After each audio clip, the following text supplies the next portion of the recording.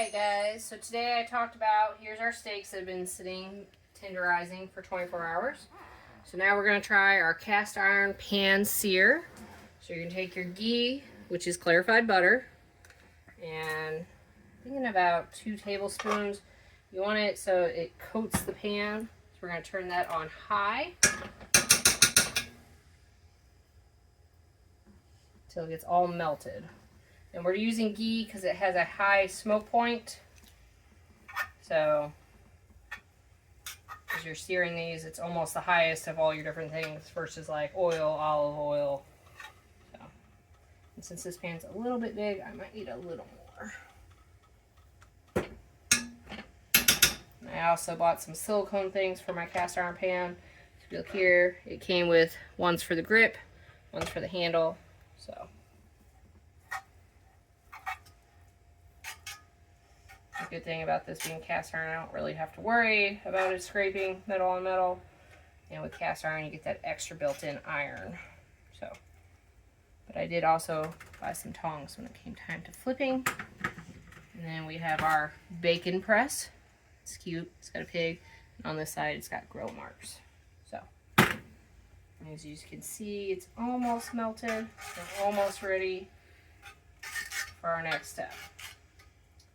Alright, as you can see, it's starting to smoke. Our ghee is all melted. So I'm going to turn it down from our high to about 7, which is medium high. I'm going to put 2 steaks in there.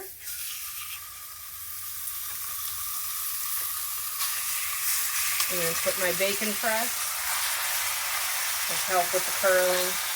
And when I bought the bacon press, that's about as big as I could. So you might want a smaller pan, just do smaller steaks.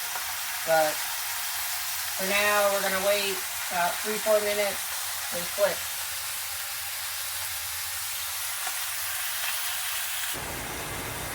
Alright, I can already see it needs flipped. And hold this to protect yourself from the splatters.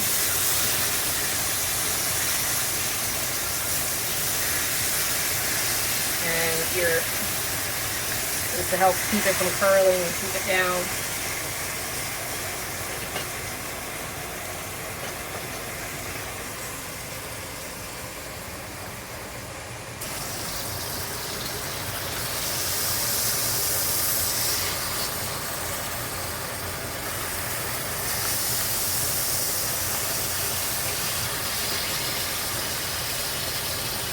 This one, I think needs flipped again just because it was kind of away from the heat. So I'm going to give it about like another minute and I think they'll be done. Alright, so I think that looks good. Check the stuff again. So now, I guess I'm going to turn off my heat. Now we're going to take our Irish butter, put it on 1. Remember, you're going to cut about a strip.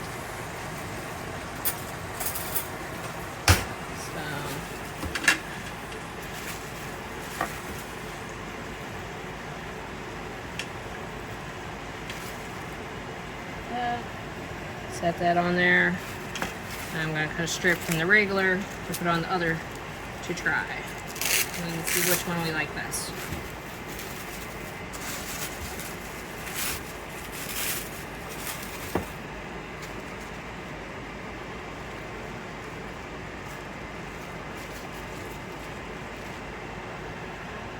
And just like all steaks and meat, you want it to rest, help keep that moistness. So the butter's going to melt on there, add some flavor. As you saw, we didn't really season it other than the tenderizing seasoning, the ghee that it's cooked in, and then this is all our seasoning from our compound butter. Alright, so I put this over there just like the same. If you have a pot lid or pan lid, you can put on there. Helps keep the heat in and help that melting process.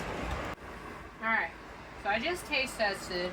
We have our Irish, we have our regular butter, and honestly, they taste about the same. It's not worth paying double the money for the Irish butter. Kind of what I thought when my husband said he wanted the better butter.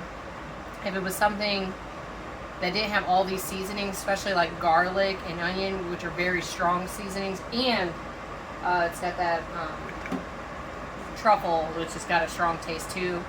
It's too overpowering, so don't buy the expensive butter. Just buy you some Great Value butter or some Sam's Big Block butter.